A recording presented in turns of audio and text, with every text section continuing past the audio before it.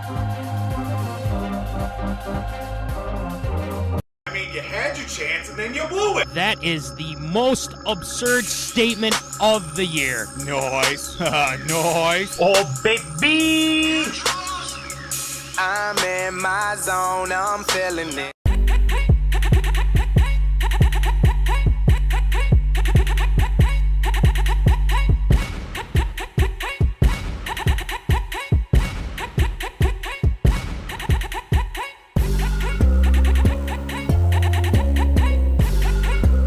Live from West St. Paul Studios, it's time for MinneZona Sports Live with DJ Matty C and Paul the Shield Vold. And this is MinneZona Sports Live. We are back. Yes, episode 183. Wow, can't believe it. But without further ado, I'm your host, DJ Matty C, a.k.a. Matt Callahan, a.k.a. Callie, a.k.a. Matty C, etc., etc., etc. And all the way from Granite City Studios in St. Cloud, Minnesota, Paul Volta, Shield. What's going on there, Shield? A friendly note and reminder to all those tuning in here tonight as well. Do not try and shotgun about 2-3 pieces of Domino's pizza before coming on the show, because you will feel bloated and on the very edge of blowing chunks as well. So I feel fantastic right now. Besides all that, a lot to get to here, of course, with spring training and all that. Of course, football news as well. But, man, I'm really excited about new table topics coming tonight, too. So. Yes, I'm glad you brought that up because, yes, we do have new table topics tonight. It's about time. Quick story behind that. Mama Callahan actually found this again. She hit it out of the park again, so claps out to Mama Callahan. Got it for Christmas. She went on Amazon. She's like, this would be great for the show. Not only she started off with the table topics. I think we started that in the Sports Zone time, right? Yeah, yes. We did. Yes, we did. We did. I don't know why I was thinking the other way. But the new table topics are fun. You can also make it into a trivia game. So who knows? We could do something with that. So keep that in mind as we go along here. So we might do something with that. Might do some prizes. Who knows? We'll see. So with that being said, tonight, before we hit on to that, there's a lot of Vikings talk we got to get to. Rumors galore, a lot of things happening, a lot of Kirko talk, a lot of JJ talk, a lot of draft. It's all over the place tonight. It is absolutely crazy. So we got that to talk about. The Twins, they're in Fort Myers. They're getting ready in spring training. We got to talk about a couple things regarding that as well. And then we'll start our new table topics. We're looking forward to it. As you can see, it's a little bit different now. So fancy. As you can see, it's quite fancy. You got to know Minnesota to get this, to know what we're talking about here. So table topics tonight. ARA, there's a lot to go around with ARA. There's the court storming that has picked up fire in recent days. Russell Wilson wants to win and stay a Bronco. Court Hansen would like to seek a trade from the New York Jets. No touchback fumble rule change, ? Voldy, I got a lot to say about that one. And then Netflix doc, Expos, Montreal Expos. So keep that in mind. That's what we got teed up. Shield shoutouts to end off the show. So you know the deal. Voldy, I say we get going with some Tater Tot Hot Take.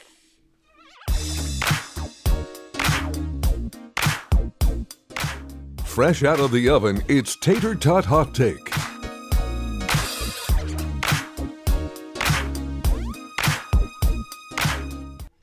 All right, it is time for some Tater Tot Hot Take.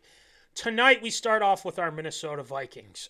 There has been lots and lots and lots and lots and lots and lots and lots and lots of talk about our favorite team, the Minnesota Vikings. Yep. We're going to kind of divide this into about 3 parts, but they're all interconnected, right? They're at the combine. Kwesi talked with reporters. KOC talked with reporters as well regarding Kirko Chains, Justin Jefferson, even Daniellehunter to some degree as well.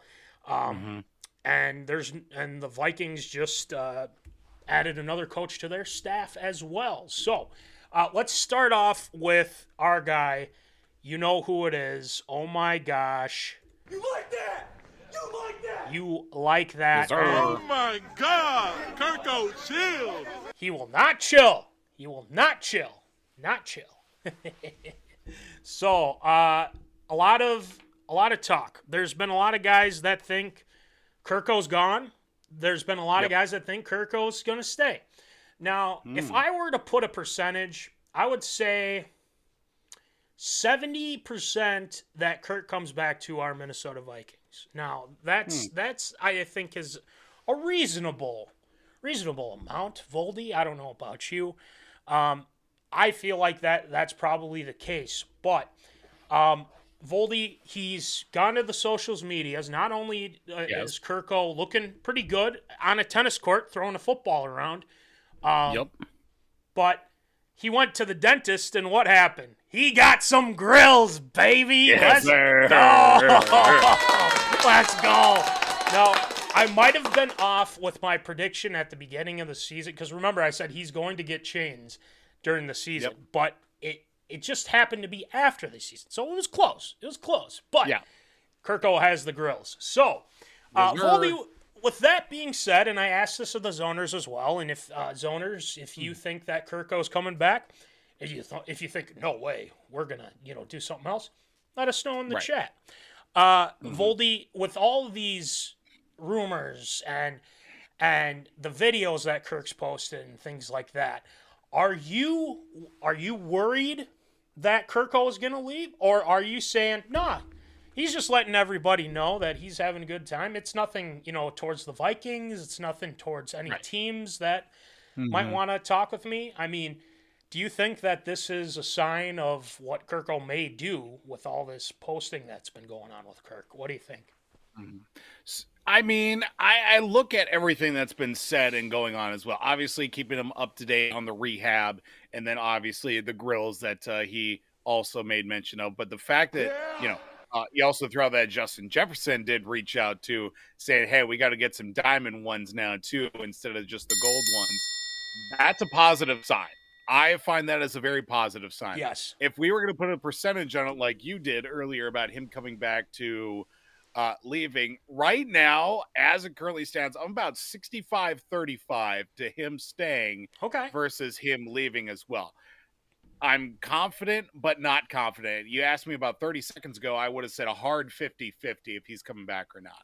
But seeing all the numbers that are thrown out, it's like, I want 3 years, 100 million, guaranteed, 51 mil a year or something like that. I mean, that is a tough pill to swallow. But again, these are all rumors. These are all reports. None of it's actually founded information. It's all guess and secondhand knowledge and talking to a friend of a friend who may have spoken to Kirk Cousins' third cousin twice removed on his mother's side or something. It's not coming straight from the horse's mouth. It's not coming from Kwesi. It's not coming from Kirk. It's not coming from within the Cousins compound as well. They're all out there. They're focused on looking at the upcoming season. Obviously, him getting better as well, with the Achilles injury, him trying to bounce back, and then what the team's going to be doing here with this offseason. Obviously, the scouting combine coming up as well, building for the future with this, with this franchise too. It's tough to say, but I feel like it's a positive sign. Seeing the strong interaction on social media, of course, with him keeping everybody posted, and then obviously, JJ posting as well, at least some support. Everybody, things seem to be trending in the right direction, but we've been hurt too many times to say, hey, this is a good thing. We're just waiting for the bad thing to come swoop right down and kick us right in the butt. You're not entirely wrong on that last part there, because again, we've seen like, he is for sure staying, X, Y, and Z, then all of a sudden things go to hell. Now, the only thing that I feel like people are missing the point on is that, oh, well, he's going to want all this guaranteed money. He's going to want X, Y, and Z here and whatnot. That's not the case. And the reason why that isn't the case, and no pun intended to Case Keenum, Heyo. but Kirk said he wants to take the hometown discount. I mean, factor that in, right? Kwesi said in his press conference that they're going to try to find, he's got needs too, and they want to try to find, a way to meet in the middle, right? And right. I believe it was Pro Football Focus that had that 2-year $75 million or something like that, and there's a good chunk of it's guaranteed and all that, and going from there, because I don't think you have to break the bank or anything like that with this. And the fact that the salary cap has gone up now gives you a better chance to get our guy Kirko Chains. Yeah. Now, the only thing that you probably will have to walk away from is if he ends up asking for more than what any of us bargained for, right? And I'm in the camp of Kirk and his agent and whoever else is involved are going to find a way to meet in the middle, because you can't trade him. He could test the open market, see how things are going, but negotiations take a while. And I think a good example of that, Voldy, is that Justin Jefferson almost had a deal done last season. Like, they were close, really close to having a deal. And sometimes it takes a little bit before that happens. But exactly, a day to remember here is that I think it's mid-March. I want to say the 11th, 12th, or 13th, whatever it is that some of that money that Kirk is owed, will go into effect. So after one of those days, whatever that day is, there's going to be some dead cap that's going to hit. So they got to make a decision on whether they're going to eat that dead cap or they're going to sign him to a new deal. So the ball's in the Vikings' court here. Now, sadly. They're at the yeah, exactly. Now, the one thing we have to remember, they're at the scouting combine, and technically tampering is happening there. Let's be honest. There's talking going on there. So life is tampering. Yeah, that's true. It is. And, Kirk's going to find what he needs, what he's due, and the Vikings want him back. Kevin O'Connell wouldn't say, I believe Kirk wants to be a Viking, or try to work to make that outcome. He doesn't know if it's for sure, but he wants him back. They obviously want him back. No ifs, ands, or buts about it. And, this is coming off injury that, you might be a little bit concerned about, right? But, again, they were on fire before he got hurt, and it shows that they can get to where they need to go. They can be competitive. Exactly. So, make a deal that's going to work for both sides, which, I'm sure they're doing right now as we speak. But let's not forget that there's one other guy, which is a perfect segue to what we're talking about. Justin Jefferson. Now, yes, sir. The socials medias has been going off. The Kansas City Chiefs fans evidently think that he's going to be coming to Kansas City. Ew. There's that. Not only that, but everyone seems to think we're going to trade JJ. Oh, they're not close to a deal. They're not going to get anything done or anything like that. Excuse me? That is not... a lot of these people think, the Vikings should get their draft cap. They should just blow it all up and, see where it goes from there. Just blow it all up. What? If you let go of Justin freaking Jefferson at this point in time, the best player, wide receiver in the NFL, and you're gonna trade because well, we're gonna tank for X amount of years and be the basement dwellers of the NFC North. Like, no, that's not the case. So, my question to not only the Zoners but to you, Voldy, is with all this chatter around, and Kwesi pretty much shut that down pretty quick at the media day there at the scouting combine, and he said, anything outside of what's been put on social media is false. It's absolutely 100% false that the Vikings are going to trade Justin Jefferson. So, Zoners, I asked this, and Voldy asked this of you. Would this be an absolutely colossal mistake if you trade Justin Jefferson? And you sure as hell, I mean, I don't think they will, but, I mean, they better get a hell of a compensation for that. So, Voldy, what are your thoughts on that whole thing?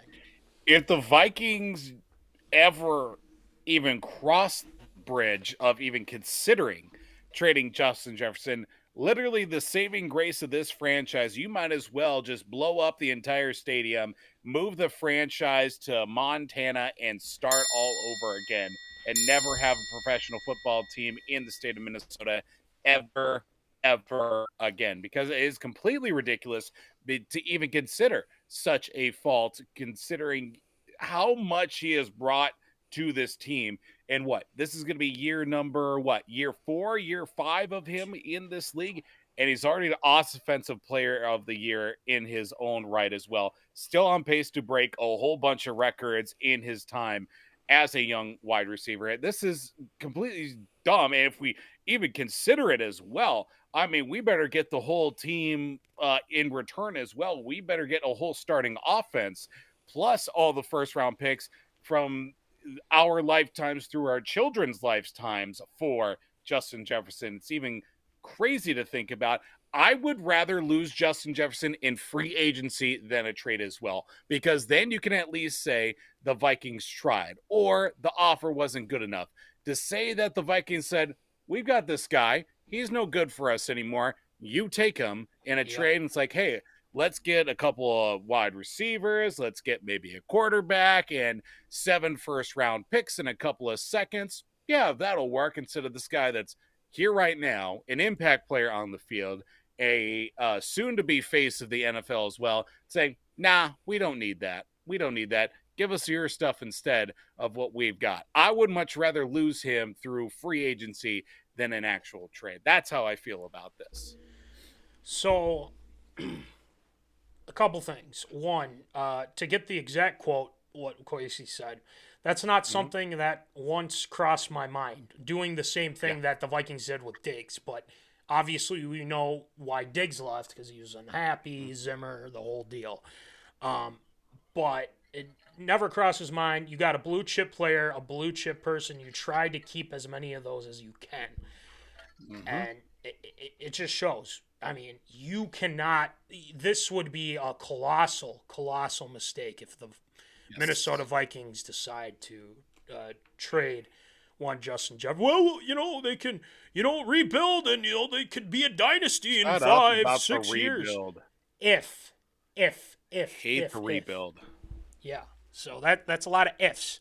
Cop out. That's what it is. Rebuilding is a cop out, saying, I don't want to work hard right now. I don't want to win with what I've got. Like, shut up, basically. So try harder. Think about it this way too. This is the 3rd season for Ryan Pace, right? Nah, I think I got it right.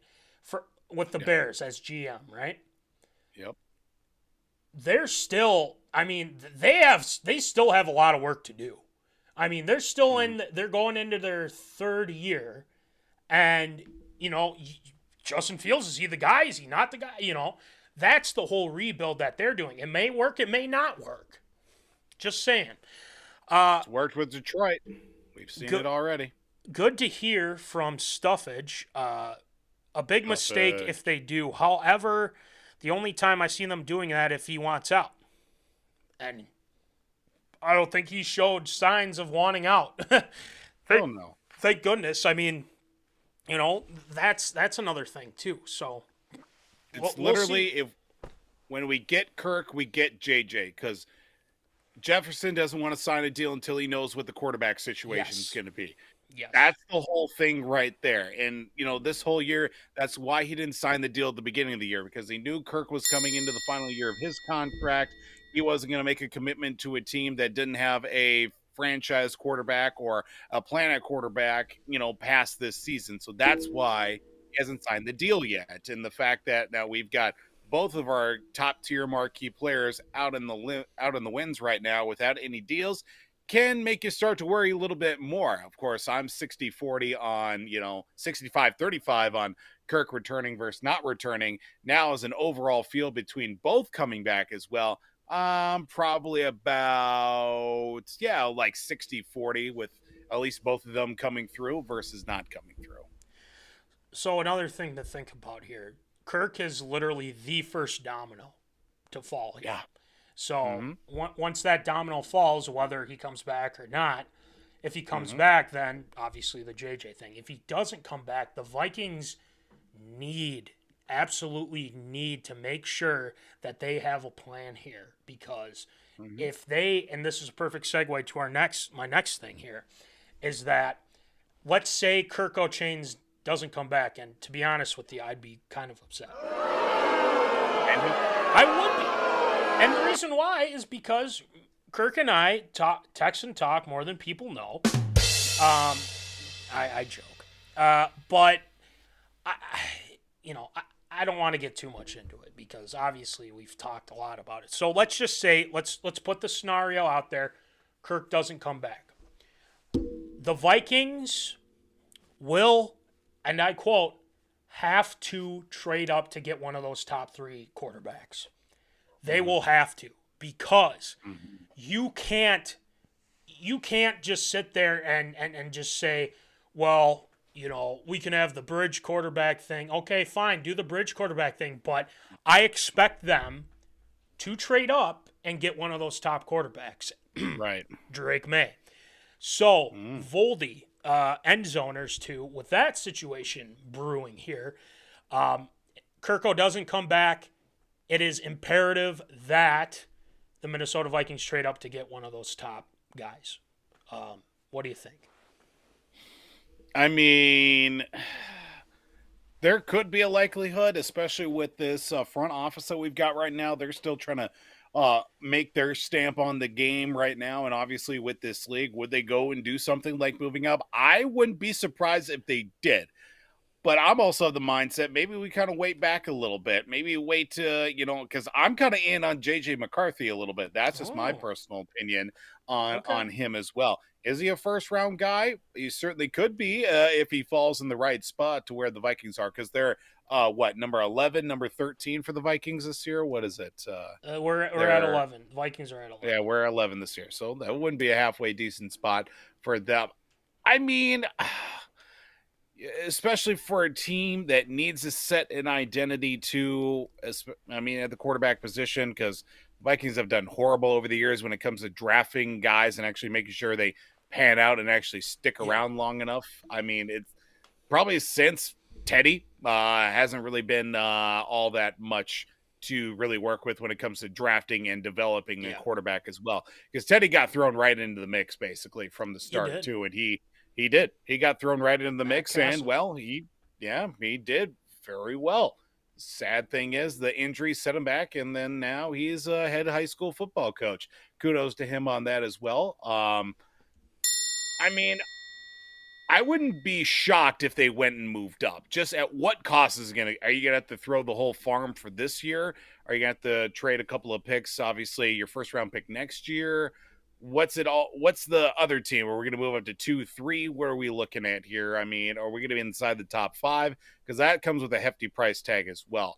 I would not be surprised or shocked if the Vikings did something stupid like that and just decided, you know what, let's go for it. Let's move up in the draft.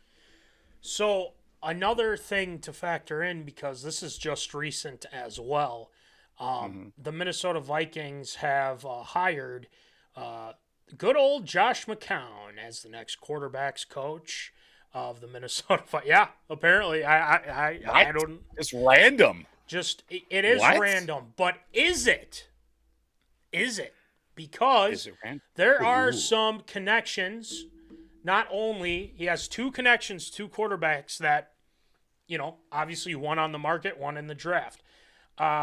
Vikings obviously would have, in case that Kirk doesn't come back, but I think McCown and Kirk would work well together. Sam Darnold and in high school, Drake May. So Ew.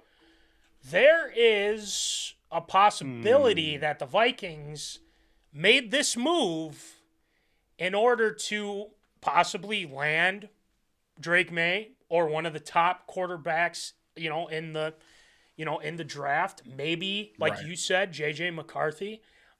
We'll talk more about that at another time. But, I think if you're Minnesota right now, if you are the Minnesota Vikings, you're starting to get a little excited because if there's that many connections and the Vikings are making that move, I think there's something brewing. Wouldn't you agree, Voldy, Zoners? Nobody makes decisions like that without careful calculation as well, especially with Josh McCown. Coming back into the league after retiring from playing, he was the QB coach in Carolina this past year, but ultimately got fired along with Frank Reich because it wasn't working with that combination as well down there. Not a bad quarterback. He played for 43 teams in 27 years in the league because he played freaking forever. He did. It was just it's just nuts. The amount of you could probably name the teams he didn't play for more than teams he actually played for as well. Because he didn't play for us. I know that for sure. He played in Detroit. I know that. I'm pretty sure he played in Chicago. I don't think he played in Green Bay, but it wouldn't surprise me if he did suit up for a game at some point. Yeah. Definitely could be a guy that could be like a quarterback savant, if you will, because he played forever. Knows the ins and outs of at least running an NFL offense and be a good, QB coach as well. Last year, I think, was his first year in coaching. So, figuring things out as you go, especially with a rookie quarterback that was going to be getting the starts and Bryce Young too. There's a lot you can look back on as a learning experience. Could this be the right situation where he goes to? That could be, you could have a veteran like Kirk Cousins and you could have a draft prospect and like a Drake May, even a, J.J. McCarthy, whoever the Vikings decide to draft as well. Get that amalgamation of veteran, rookie, and you can become a better coach as well. This is definitely not a decision that comes without some sort of, everybody's playing checkers. We're out here playing chess type moves right now. So I think there's something a little bit more behind this than just saying, oh yeah, we need a QB coach. Like, no, this is something, especially with Kevin O'Connell also being a former NFL QB as well. So you get all those QBs in one room, they're going to start, there's a little QB shop going on. Yeah. So, there's a lot to, factor in with this. And there's a lot of news, and we'll keep you up to date because March is coming on Friday. So, this is around the time where things are going to keep heating up with those talks. Stuffage says, if Kirk leaves, try and go after Baker. I don't want Sam Darnold. I can see them moving up, but also staying put. If they move back, I'd be confused. If they did move back, I don't know what they would be thinking because in that 12 spot, Voldy, Denver. Denver with that situation, the Russell thing. I'm not going to get into that whole Russell Wilson thing because we got to get to the Twins. But I'll leave it like this: once the domino with Kirk falls, the rest will start to fall into place. Now, even if Kirk resigns, I still think they are going to try and take a quarterback. Maybe in the first round, maybe they move up from the second round back into the first round, get a guy like J.J. McCarthy or something. I don't know. But there's a lot of question marks right now what they're going to do. So we'll keep you up to date with that. And J.J. obviously, and and whatnot. So, anyway, real quick, Voldy, because I want to get to our new table topics. The Minnesota Twins are starting spring training. Obviously, we've said some things about our Minnesota Twins that, some positive, a lot negative with how they've approached this offseason. There's still guys that are out there that they could still take and maybe at a poll ad cheaper price. So, it might be possible. You never know. Come on, Trevor Bauer. It could be that too. So, the Twins make a trade with the Los Angeles Dodgers. They get Manuel Margot. So, seems like he's going to be the backup to Buxton in center field. I will get to that in a second. But, Voldy, what are your thoughts on the Twins trading for him and actually getting cash, too, as well from this? Yeah. No surprise there. What do you think? Yeah. I mean, this isn't a bad move. I mean, it's more of a depth situation as well. The same that we had with Michael A. Taylor this past season, too, getting a little bit of depth in that center field position because we know Buxton is working his way back from injury and all of that, too, trying to play more center field, which is the best spot for him in this lineup and clears up a lot of different spaces for other guys to get in that DH spot or in the field, too. Having, like I said, with that depth is going to be crucial, especially with a guy that is still trying to prove himself in the league a little bit more. I mean, you like the veteran presence he had with Michael A. Taylor. He's a guy that could hit the ball. He could definitely steal a base from you, play some great defense as well, Gold Glove caliber defense, which he has won in the past too. I don't see this as a bad move. I just wish that in that situation that went on with the Dodgers as well, that we would have gotten Kike Hernandez instead of Manuel Margot. But you know what? Yeah, you can't be upset with getting a younger guy in the mix too. So I'll certainly take it. We'll take it. They need some depth, but also we all know they need pitching. So, Sonny Gray go. They didn't want to pay money to get Sonny Gray. Just saying. Last thing. Byron Buxton returned to center field after 554 days. Yeah, here. Finally. Voldy, real quick, and then we'll get to table topics here. It's about damn time. I will say that. What does Buxton have to do to avoid hitting into walls? What do you think, Voldy? I think, obviously, with him being gone for almost 2 years from center field, it's all about playing the long game, at least making business decisions over, split-second decisions as well. I think for him, it's going to be more about, do I really need to crash in the wall to make the catch? Yes, but at what cost? You certainly would like to still see that Gold Glove caliber defense. But man, I mean, it's just, if he crashes into one more wall and he misses half a season in center field, because of which, you got to stop doing that.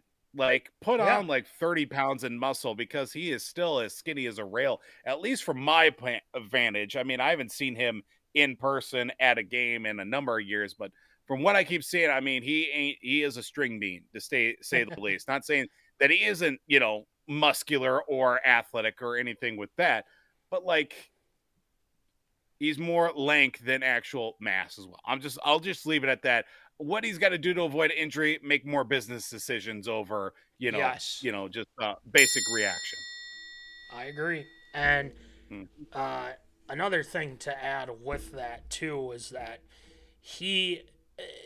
there's going to be a lot of eyes on him. When he is in the lineup, Voldy, they win. I'm telling you. Yeah, when he is in the lineup, they win. And that's why we need him healthy. And obviously, he wasn't healthy. This he's an MVP candidate when in the lineup. Absolutely. Right. When healthy, he is an MVP candidate. Absolutely. So we'll keep you updated on latest Twins news and things like that. So that'll do it for Tater Tot Hot Take this week. Let's get it going. Table topics, the new and improved table topics. We are really looking forward to this one. I hope the zoners are too, because this is something you guys will enjoy. And Voldy, will enjoy as well. So let's get it going with our brand spanking new table topics.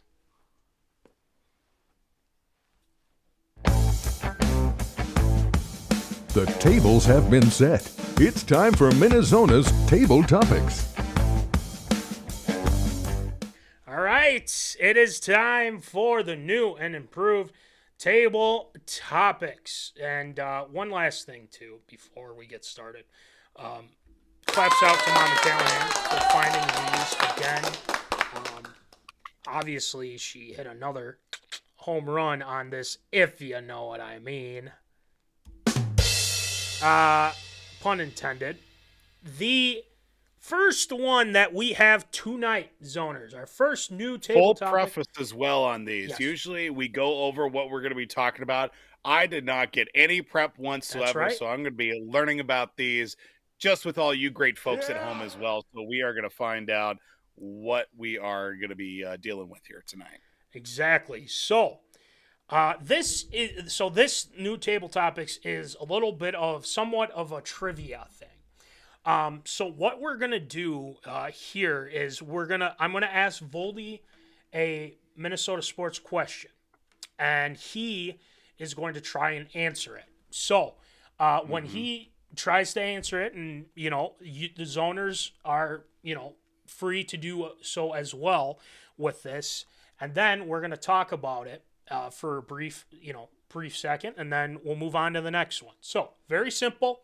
Voldy's going to try to answer these questions. It's like trivia, and we could do this as a game. So with the zoners at some point. So with that being said, Voldy, here is your first one. Okay. Who hit the first regular season home run at Target Field in a April 12th, 2010 game against your Boston Red Sox? See, this is a topic of debate that I've had for a number of years, and people still want to fight me about this. But I know what I saw. I know the first Twins home run was Jason Kubel, but it was not the first home run at Target Field. No. It was not. It was not the first home run at Target Field. And I believe in my topic of conversation, this is where things diverge. It's not Jason Kubel, is it? Or is it Jason? You were right. Yeah, that's why I hit the applause. Well, you were correct. See, this is where it gets a little convoluted in this conversation, because the first home run hit at Target Field, but yet nobody seems to remember correctly, was either Dustin Pedroia or it was Jeremy Hermida for the Boston Red Sox, but yet nobody wants to recognize it because it was Jason Kubel. Some kid from Iowa caught the baseball, who was skipping school that day, caught it out in right field. That's bro, I've been here the whole time. I mean, it's just completely ridiculous. But yes, Jason Kubel hit the first home run at Target Field. Woo. The first twin to hit a home run at Target Field. Let's go with that. The regular season home run. Well, yeah, because I remember watching that first game at Target Field in high school, to be honest with you. Yeah. Well, they played an exhibition series against St. Louis Yes. a couple of weeks before, like end of spring training. Hey, everybody. Albert Pujols actually hit a home run there as well.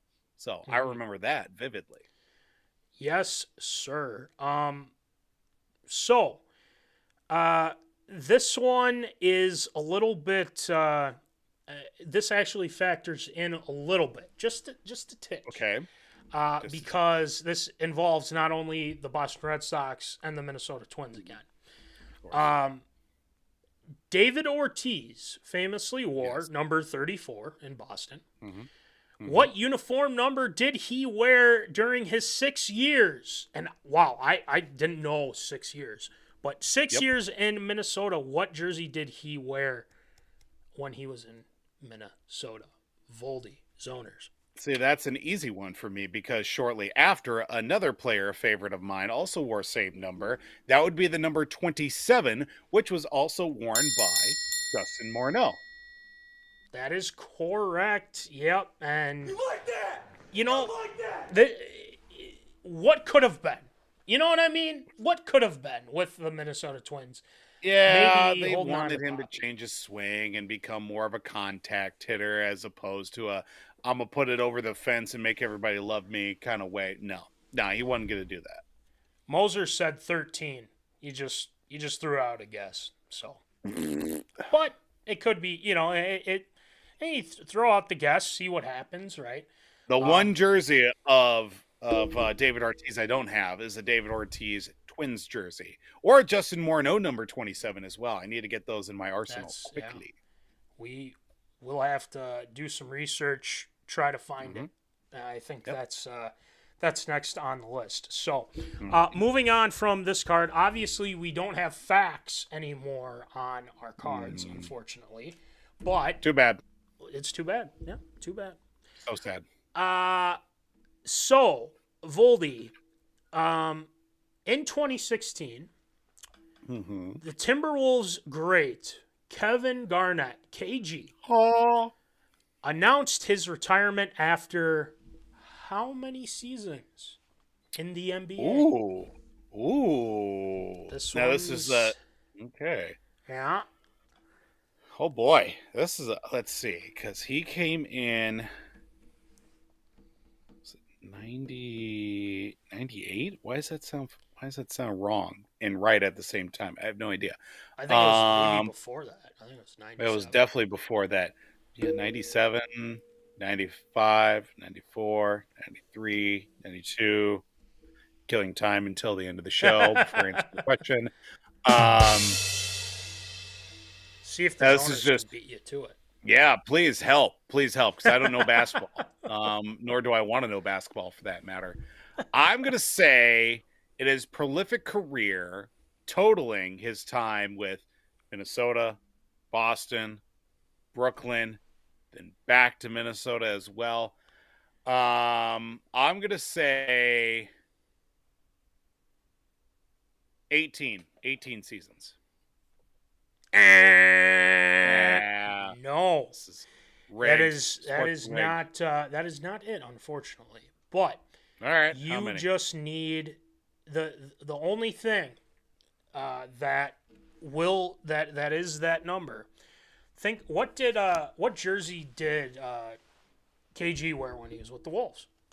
He wore 21. So was it 21 seasons? 21 seasons. Yes, Ew. indeed.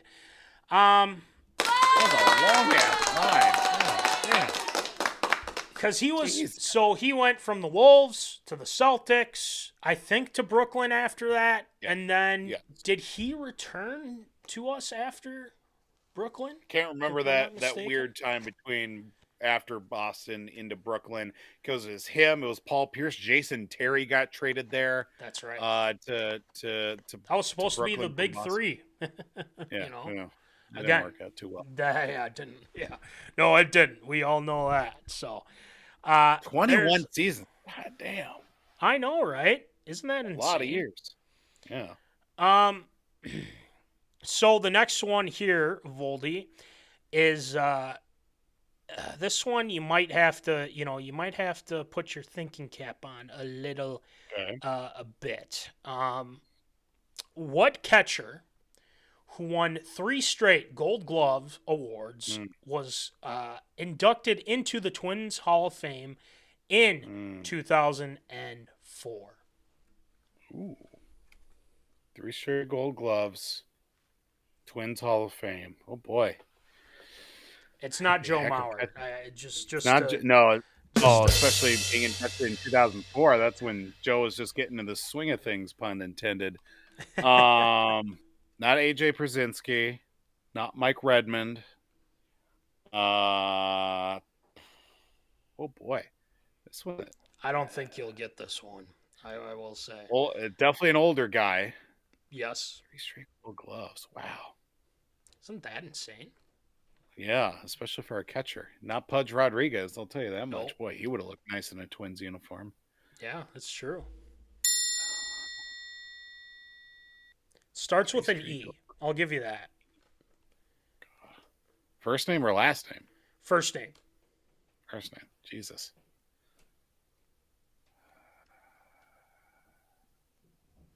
See if the zone. I don't know. Too. No, I have no All right. idea on this one. That's okay. Earl Batty. Earl Batty.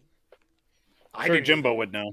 I think Jimbo would know too. So we'll have to definitely ask Jimbo on that. That one was a tough one, but that's why we have these tough ones. So this one. Okay. The fact that you're laughing before you say it is hilarious. So, oh boy. This is probably one of the. I mean, this was before. Okay, this is what I'm going to say. This was before the social medias. Just think. Oh, wonderful.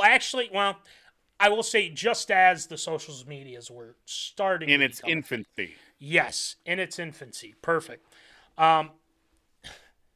What unclothed Vikings tight end made a surprise appearance on the Fox postgame show after a 2008 win over the Lions? Oh, good old Vasant Shanko. Oh, golly. That is all the things I wanted to forget in the world of sports.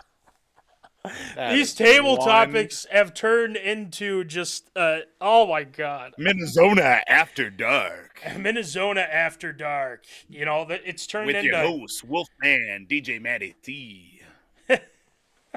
This has turned back into Call Her Daddy for some reason. Good Lord. Yeehaw.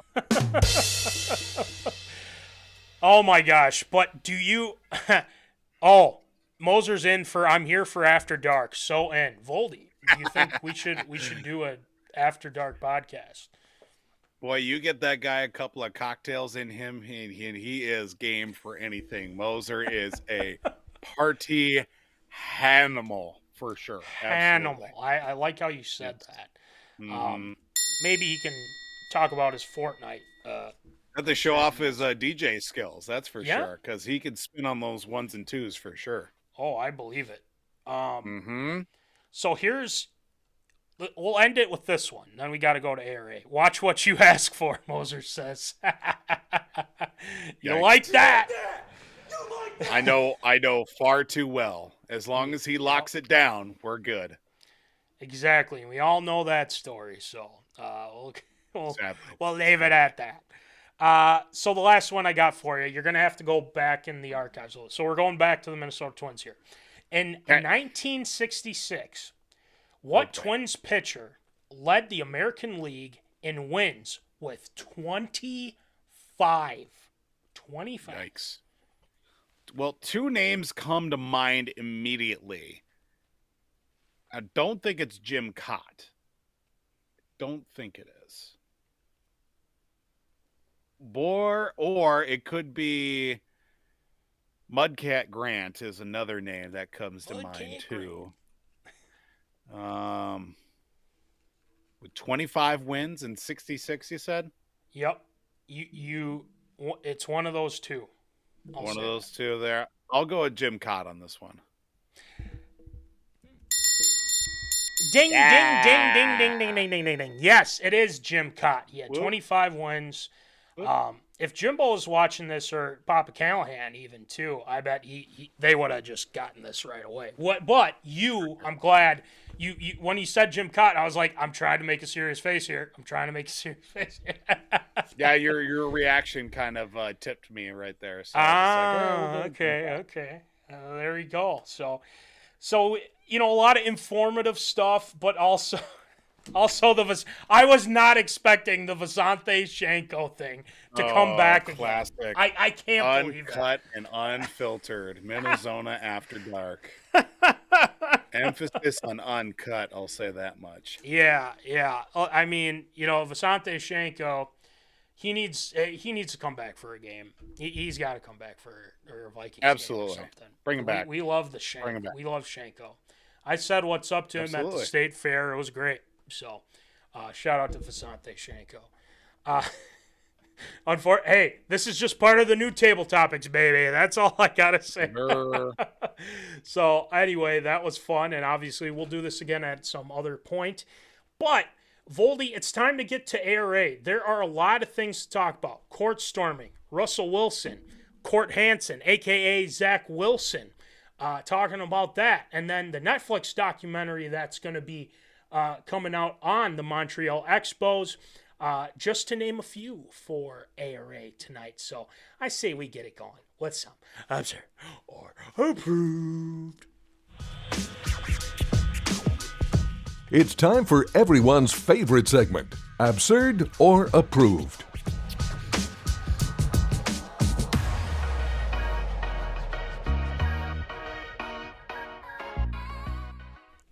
All right, it is time for Absurd or Approved. So, Voldy, why don't you rattle them off for us, please?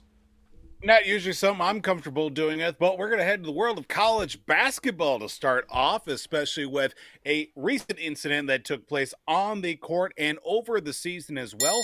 Court storming has been raising issues with concerns in safety and potential legal issues that present themselves as well. Of course, there have been a number of incidents, but most recently when Wake Forest decided to beat the Duke Blue Devils on their home court 83-79. Fans started to file right onto the court as Duke was leaving the court as well, which caused an incident between star player and potential draft lottery pick Kyle Filipowski, who ended up with an ankle injury as a result of the court storming, which did send now coach Jon Scheyer, which is even more crazy to say he is head coach, because in my mind, Jon Scheyer will always be that little white point guard that could just go out there and get buckets when possible for Coach K. But now head coach Jon Scheyer wasn't too overly pleased. And of course, this also coming off the tail ends earlier this year when a fan ran onto the court and ran into women's basketball star Caitlin Clark in an upset loss from Iowa at Ohio State as well. So of course, the safety issues do ramp up. Coaches, conferences are starting to put a little bit more into this as well with the court storming. One of those unwritten rule traditions as well. When an upset does happen, fans usually storm the court, but it's one of those, especially when in these big time games and big Division I arenas too, there's a lot of things that can go wrong. People can get hurt, injuries to fans, to staff, to coaches, to players. Does raise a lot of concern, and more people are starting to talk about the ramifications of just of which.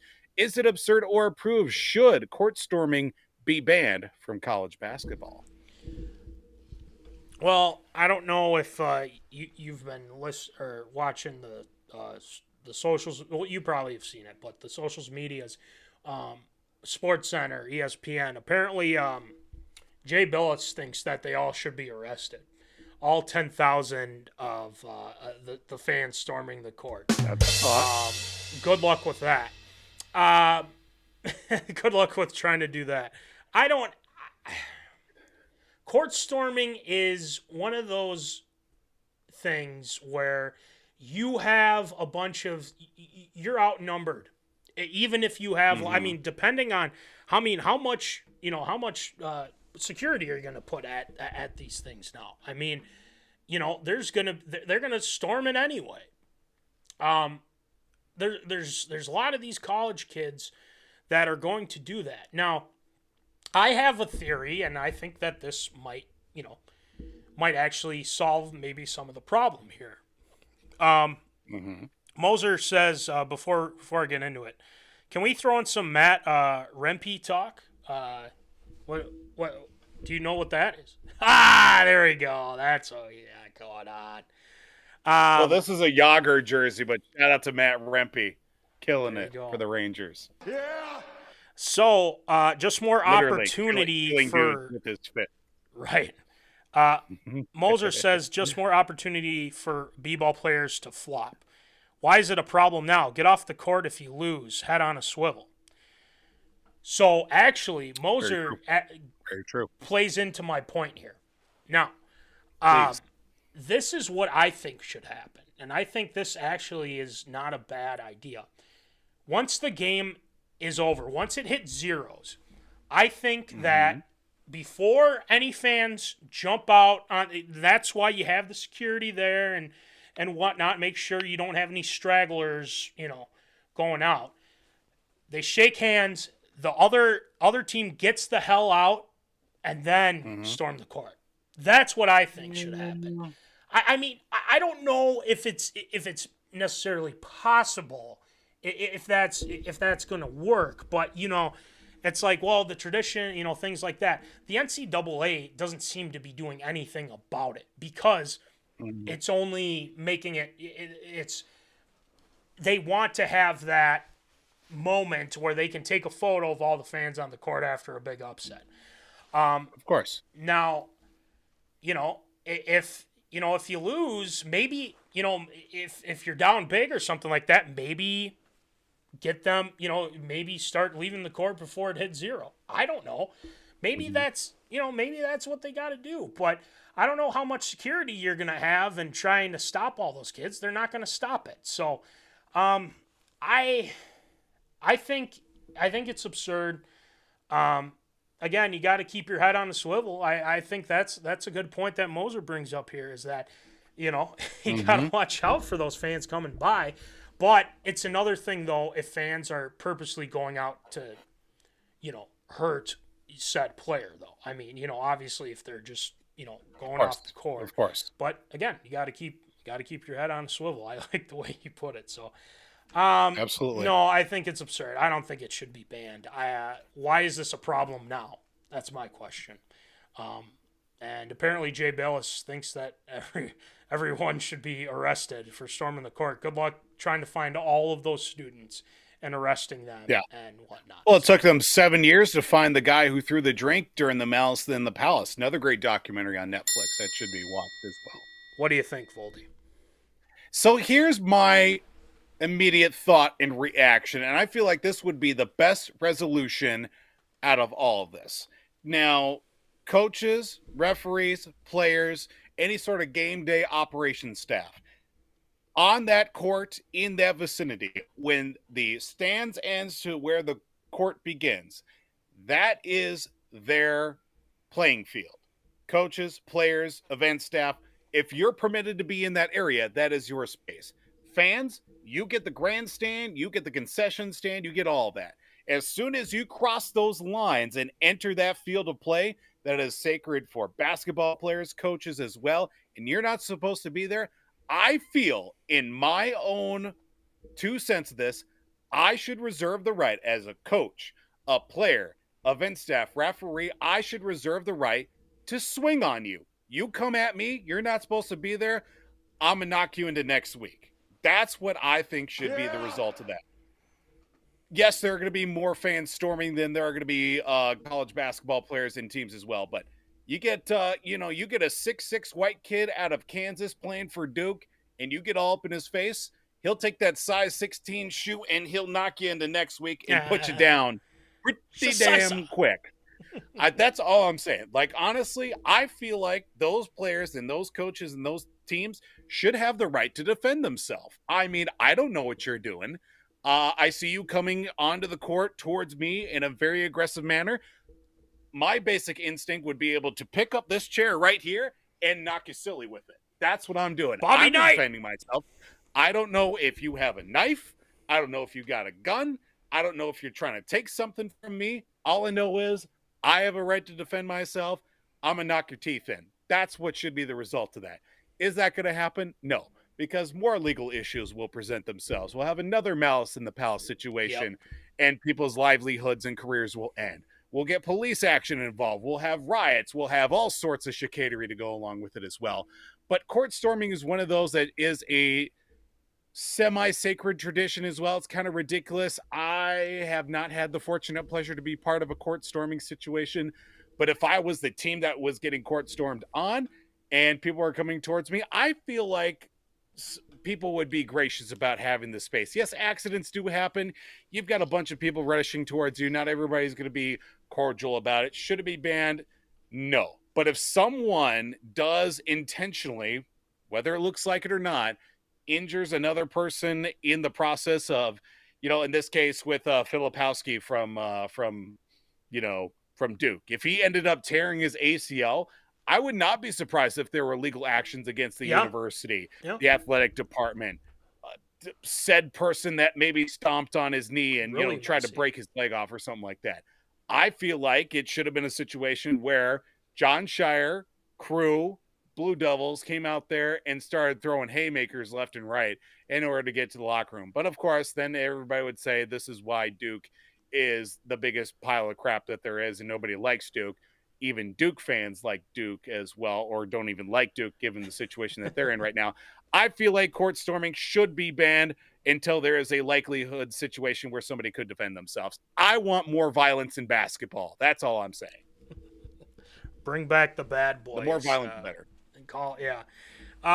So we need Moser, some more Matt Rempe's in college basketball. That's all I'm saying. Yeah, it's true. Moser says, and I think he was replying to what I said, takes away from the climax of actually storming the court. Yeah. I guess from that perspective too. I mean, I don't necessarily disagree. I just think if you're gonna try and if you're gonna try to keep people safe and keep the court storming, then maybe that's what you do. I don't know. I really, this has only been a problem since now. Like, it's crazy. It's all because Caitlin Clark got hurt. Right. If anybody else got hurt, it wouldn't be an issue. That situation, I don't know. Looking at that video, I don't know. It could have gone either. I don't know. I've got an opinion on that, but you went with the charge and not the block? Yes. You went with the charge, not the block there? Got 2-3. Got 2-2, black. Yeah. We're going that way. Yep. We're going that way. Mm-hmm. Charmin Ultra Soft Basketball equals 10 ply. So, yeah, that's what you get with hockey, guys. I understand. Baby soft. So, all right. Speaking of soft, next one, Voldy. Well, in the NFL offseason, as it continues, one player that did not have the best season, including being benched for the final 2 games of the regular season, Russell Wilson is saying that he wants to be committed, and especially moving forward with being a Denver Bronco, now under the helm of head coach Sean Payton, now going to season 2. But the two have not had a real good rapport, especially after the season that was more down than it was up as well. Going on the I Am Athlete podcast with Brandon Marshall, he was quoted as saying, that being Russell Wilson now going into the age 35 season, I've got more fire than ever, honestly, especially over the past 2 years and what I've gone through. Whether it's in Denver or somewhere else, I hope it's in Denver. I hope to get to finish there. I am committed there. I want to be there. For me, it's about winning. In the next 5 years, I want to win 2. I just feel that's TWO 2, not like also 2. I want to feel the chill of that trophy again. I love the city and everything else, but I also want to be in a place that loves you too. That's TOO 2. And I want to win. That's all I care about. So Russell Wilson wants to win. He wants to be in Denver and win, but he also would like to win in a situation that would be good for himself as well. Do you think it's absurd or approved that Russell Wilson will remain a Bronco by the end of these 5 years or even by training camp? Because a lot of people are throwing some mixed signals out there that a move could be made with Russell Wilson. I think it's very possible that he is not a Denver Bronco. Here's my opinion, and it has changed dramatically since he got to Denver. That quarterback has not been the same. Russell Wilson has not been the same since he's donned the orange. Even in Seattle, there was some weird stuff going on. He wanted out, and the Seahawks wanted to move on. Geno Smith playing well.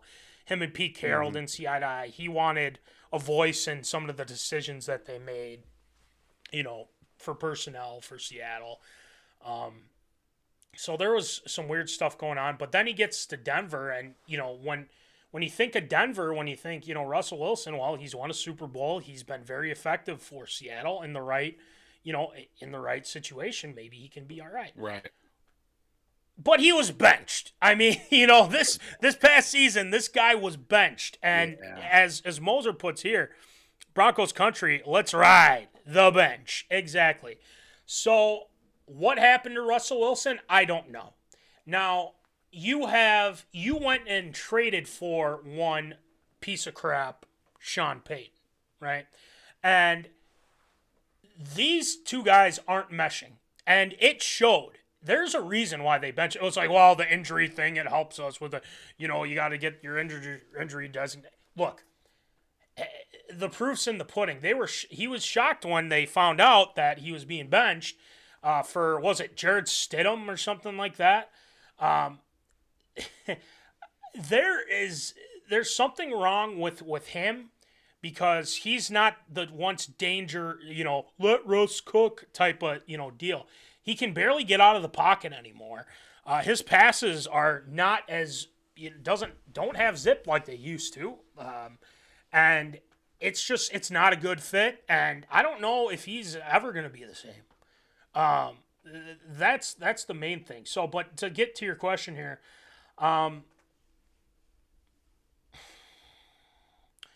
the only way that I think that Russell Wilson will be, traded and or be on the roster, as if all of these other teams don't want to touch him. Apparently, everybody thinks that the Vikings will go after him if we lose out on Kirk, but I don't want that. I don't want Wilson over here, and I just don't think it'd be a good match.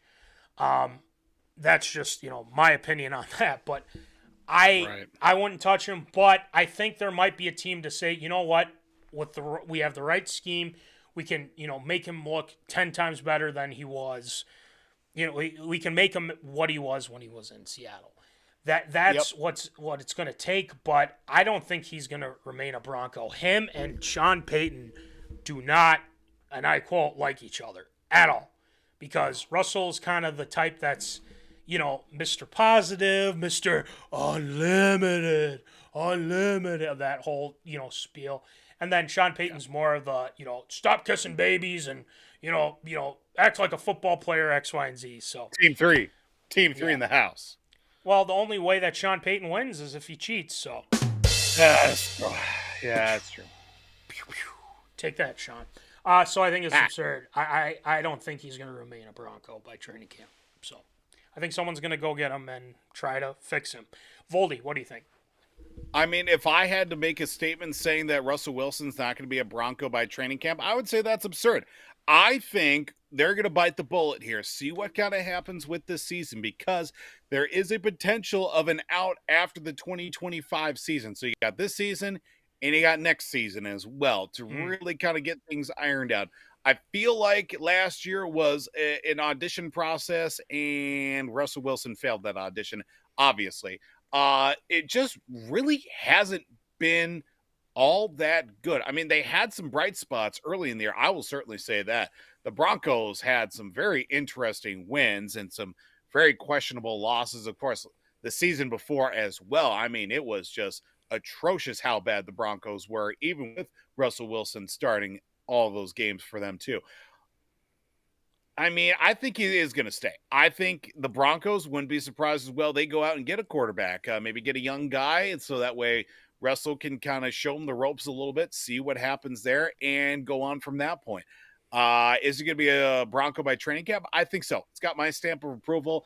Even though Peyton and Wilson hate each other, I think they will learn to coexist. They will not speak to each other, but they will coexist until things start going right. Then they'll actually, say, "Hey, how's it going? Yeah, good work out there. Yeah, still hate your guts, but hey, way to get us that win this week." I think they'll find a way to coexist for the time being. Yeah. Just a quick update: the Memphis Grizzlies lead the Timberwolves 53-50. Close game at the Target Center right now, but again, a lot of game left. So from one Wilson to another Wilson, Voldy. Yeah, the brothers Wilson may be reunited one way or another, that without an NFL football team. We're talking about Zach Wilson, the MILF hunter himself. 3 seasons in New York, and it's looking like he got the team's permission to seek a trade, as that was reported here this past week, that Zach Wilson is going to be looking for a way to get onto another club. 31 other teams, they want to take a 24-year-old quarterback that has more downs than ups in his time in New York, or I should say New Jersey, in gangrene, even though he had a couple of bright spots this year.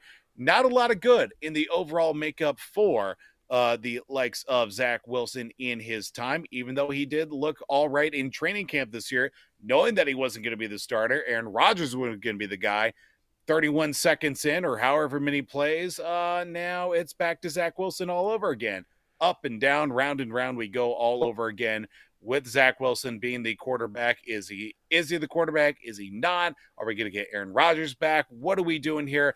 But now it might be a time for a change for Zach Wilson and a new venue of choice as well. Now, with that being said, of course, with all the teams that are out there that could be looking for a backup quarterback or a serviceable guy to get us to a bridge quarterback, a common theme with tonight's show as well. Where do you think would be the best fit for Zach Wilson on an NFL team? Where would be the best fit for him? Going back to Sioux Falls, where he is. Ha! Shout out to Court Hansen. Court Hansen. Not Zach Wilson. Court Hansen. Court Hansen. Man. Court Hansen. Court Hansen. To answer, what team? Oh man. First of all, let's agree on this before I move on here. Zach Wilson, bust. Absolute, positive bust. Aaron, well, yeah, okay. Let's throw this in here, okay? Okay. Zach Wilson was working under Rodgers, and he was learning from him. He was making some throws, and hey, Rodgers said I'm going to hand the keys over to the guy, and see how it goes. Right. And it went from Rodgers getting hurt to Zach Wilson, and he was supposed to, figure it out, get things, ready and whatnot, and he was benched again. So there's a lot of issues, and granted, I know it's the Jets. I know the Jets are bad. I get it, like the whole deal here. I don't necessarily blame him for seeking a trade, especially with some comments he made, and was it 2 years ago or a year ago now, whatever it was. The team that I think best fits for him at this point in time, and it wouldn't surprise me if this team made a move for him because their quarterback situation's kind of weird right now. The Las Vegas Raiders. Ding, ding, ding. Is that what you're thinking too? You're thinking Raiders as well? Exactly what I'm thinking. That's exactly what I'm thinking. You can have a fresh start. You can maybe, have the quarterback competition with Aiden O'Connell because he wasn't awful. He had some good moments. He didn't score any points against the Vikings, but that's something to factor in. But I'd probably say the Raiders. I'd say Las Vegas because you can maybe win a job there and maybe take it over, but you have to be willing to work with the staff. You have to be willing to be a good teammate. And stop messing around with the women, especially the ones that you like as well. Be careful, my friend. Vegas, the wrong city to do that in, my friend. That's very true. That is very true. So yeah, give me the Vegas Raiders in that. Voldy, what do you got? I think this would be a good fit. You get them back out on the western side half of the United States. You get them out of the division. You're still in the AFC, so maybe they'll run into each other in a couple of years, upcoming season or what have you. But it's also with Vegas, kind of the land of the island of the misfit toys. Head coach Antonio Pierce, a bunch of cast-offs as well for many other teams. Where New England Patriots go to die, you go to Vegas basically. Coaching staff, front office, players as well. They all go to Vegas at some point, or they go to the Raiders franchise as well. But I feel like that would be the best place where he could compete for a starting job, obviously with Aiden O'Connell. It's sounding like, if it hasn't been made official, that they are going to cut ties with Jimmy Garoppolo as well, with kind of a shoot first, ask questions later coach and approach with Antonio Pierce as well. He's not going to BS around. He is going to get straight to the point, like, you're here, we got you here, if you want to win, you're gonna have to work your tail off, and you're gonna have to earn everything. We're not gonna give you we're not gonna give it to you like you did in New York. I feel like that'll be the best bet for him, is to go out west, even in a developing situation, maybe like with the Rams. Maybe that's another good possibility too. Obviously, Sean with McVay. Matthew Stafford, with Sean McVay, kind of a quarterback guru, offensive guru as well. That could kind of reinvent himself a little bit more. With that, we've seen, obviously taking in some guys like Baker for, a couple of starts here. Carson Wentz went there, even though that didn't look pretty to begin with when he got and showed up to LA too. Matthew Stafford obviously knows as much quarterbacking as quarterbacks know how to quarterback. Get him out west. I think get him back in those familiar surroundings with him being obviously out of BYU. That's going to be a big help. Maybe hopefully less of a distraction as well, knowing that he'll be, maybe somewhat closer to familiar surroundings. But, obviously just get him out of that media hellhole that is in New York. If you're not winning, you're not doing anything. So why should we trust you or give you anything to believe in? So I think get him back out west. I think the Raiders and then maybe the Rams after that would be his best bet. I think those are two destinations that I think will help him. But if it doesn't help him there, I mean, it's not going to help him anywhere else. So, yeah. All right, next one, Voldy.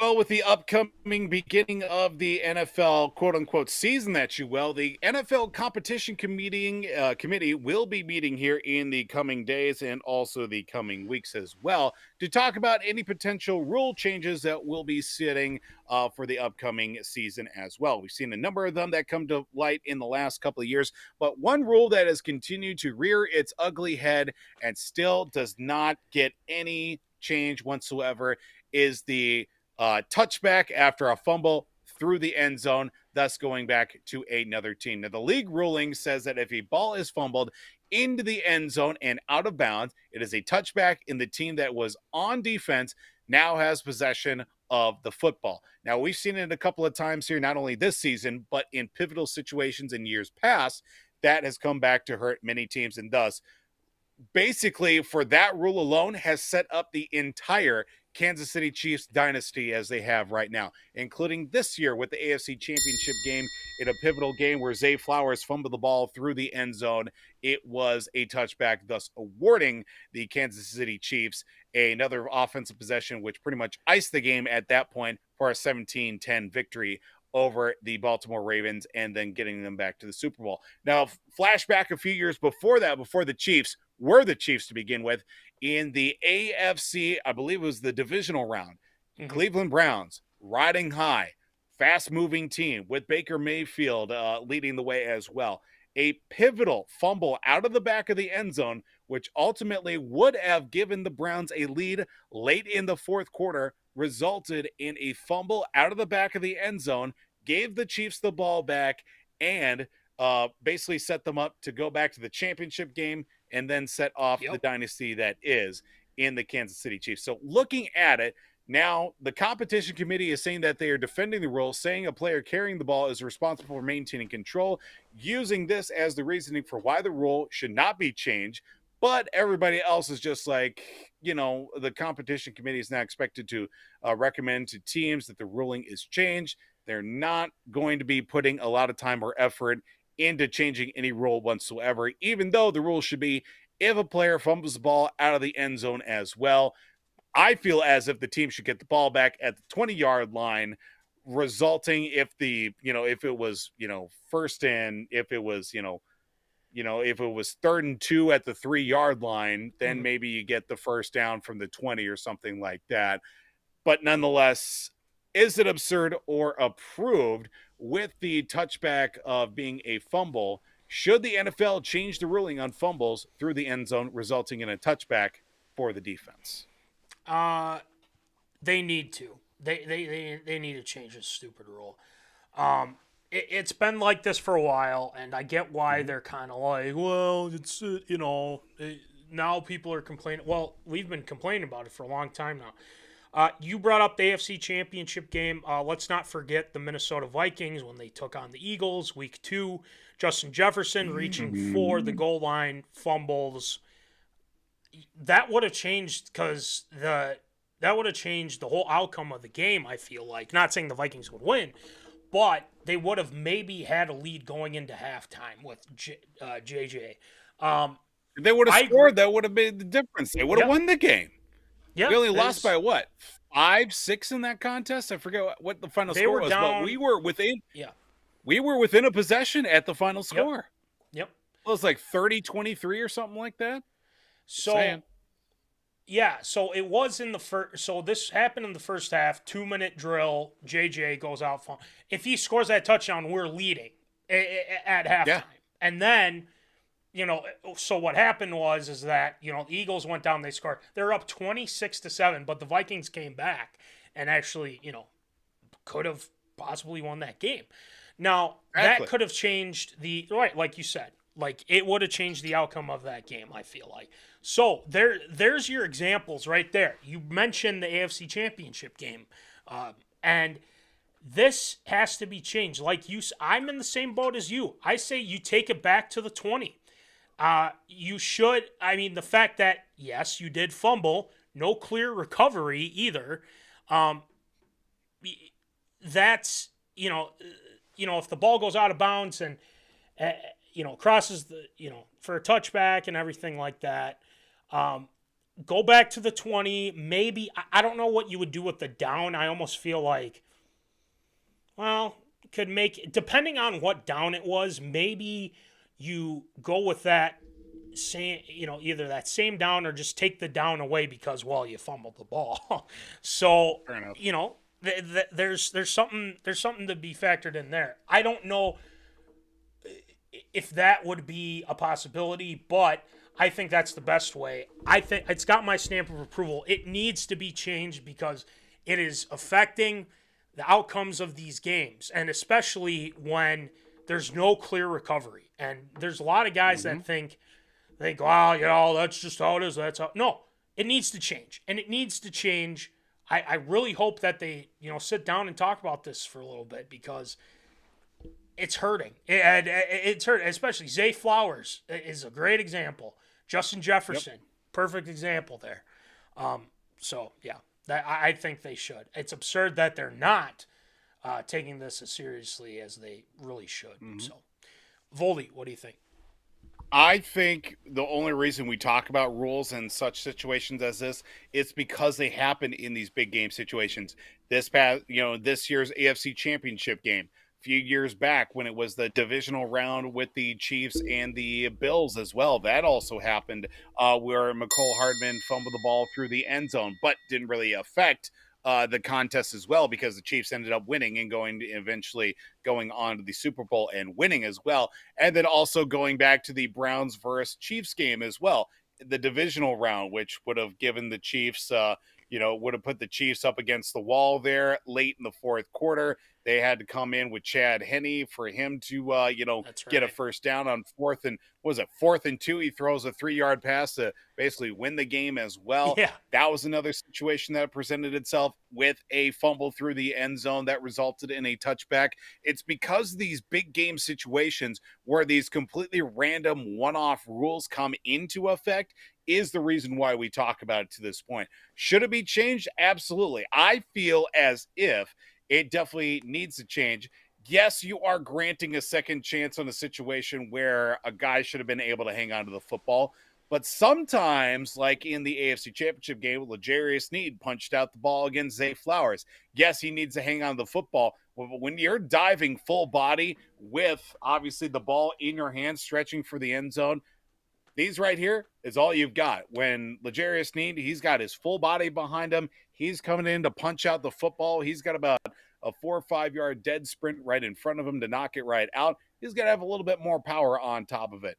And in talking about too, yes, I think the offense should get the ball back, put it at the 20, whatever down it was. I think you should, say if it was like 3rd and goal or something like that, then I feel as if you should at least get, if not 3rd down, you should at least get for sure 4th down on that one. You should at least get loss of down, maintain a possession, team goes out and kicks a field goal or something, or in a do or die situation, then they got to heave one up to the end zone for at least a touchdown. I feel like that should be the ruling on that one as well. Fair to the defense. I think that, I think the rule definitely needs to change for sure. It's not really about giving second chances, but it's like, come on, this is a crap rule to begin with. It needs to change. Couldn't agree more. All right, last one, Voldy.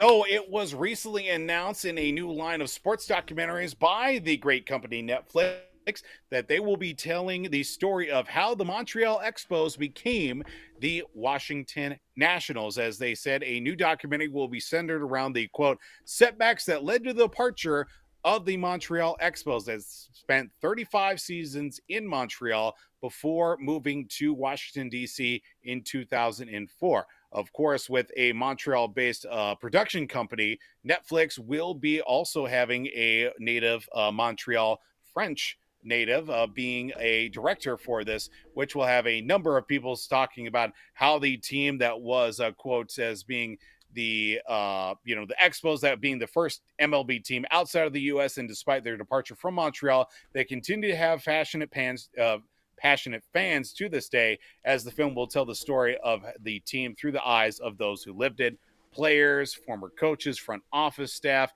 and even the shady activity that led to the departure of the Expos as well. Is it absurd or approved? Because we've seen over the years how the power of story and documentaries as well that have brought life to things that we took for granted when they did happen or in the past as well, has sparked a new flame into them.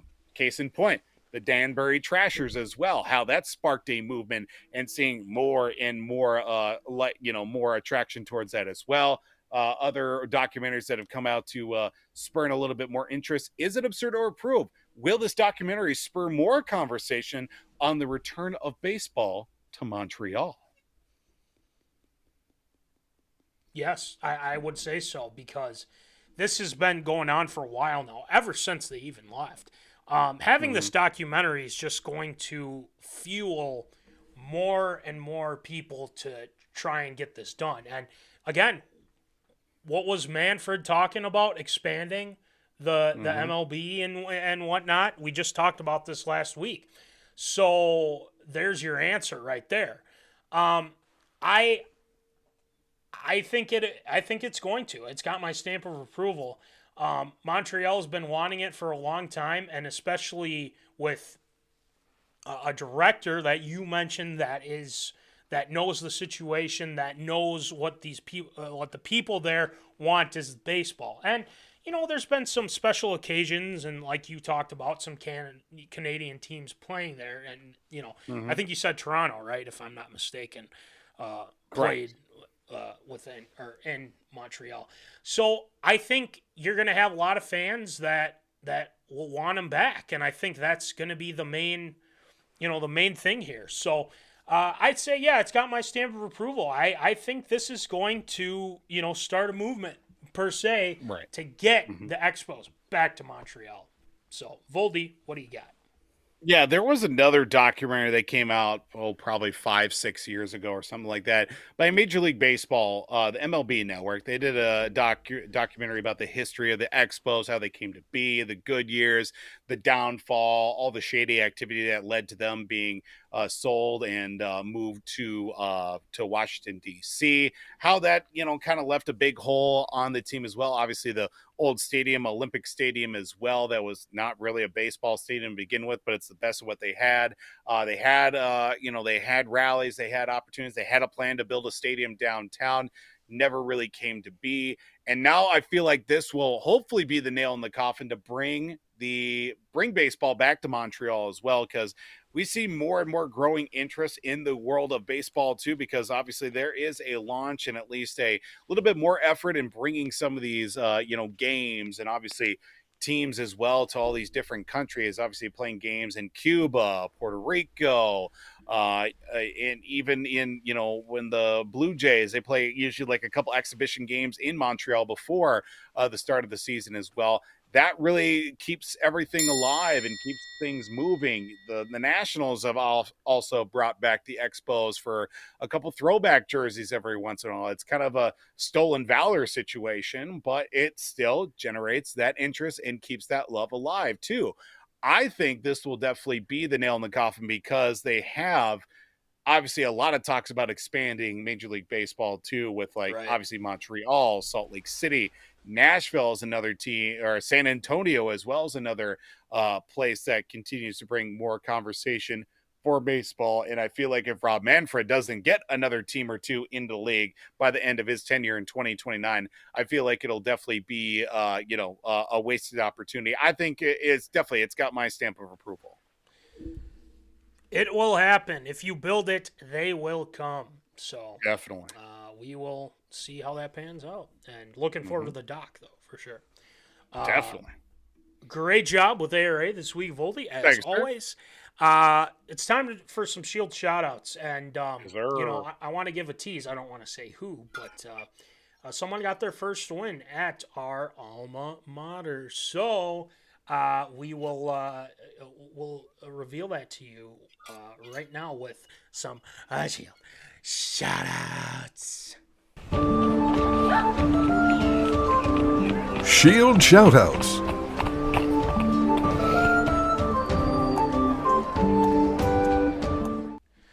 All right, Shield, who you shouting out tonight?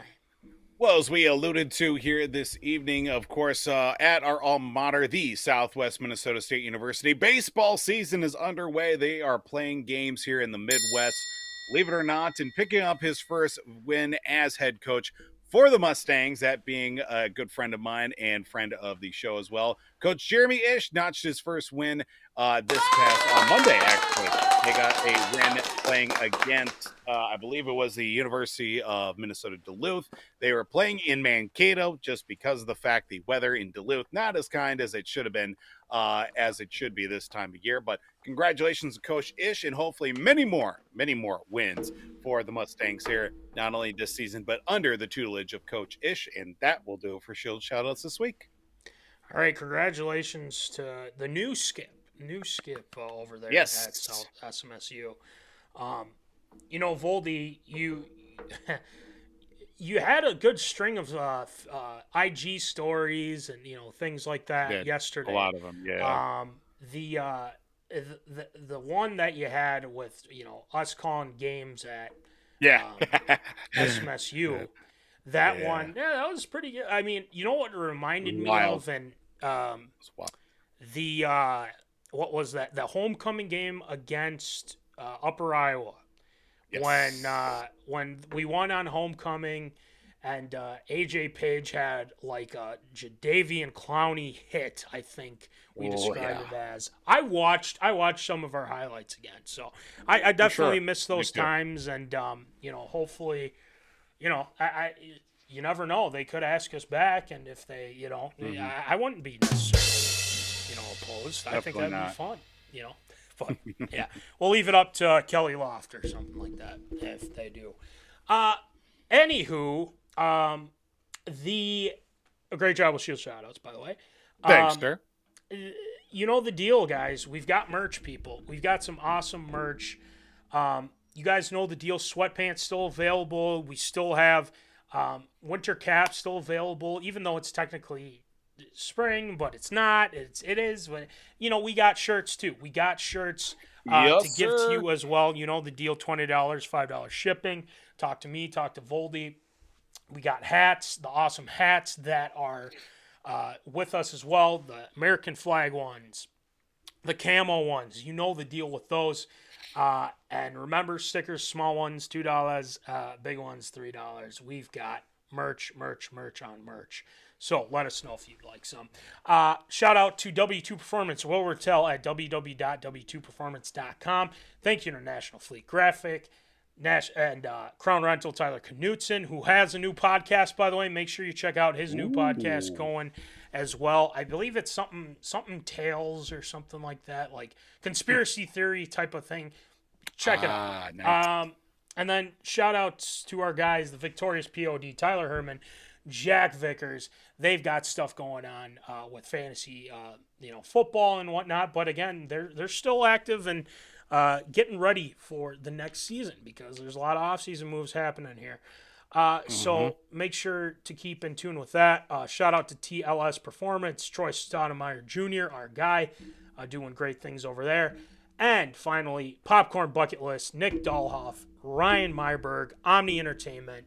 No new episode this week, but it seems like they will have one next week. Check out all their reviews and everything along with Popcorn Bucket List. And, check them out.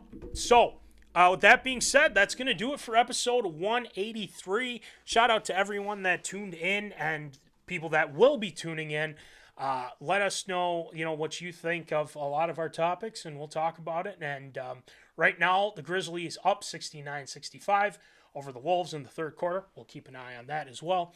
So, with that being said, Voldy, as always, remember, folks, keep in the zone. Holla! Thank you for watching MinneZona Sports Live. Join us Wednesdays at 7 p.m. for live show broadcast. And as Voldy likes to say, follow us on all the socials medias.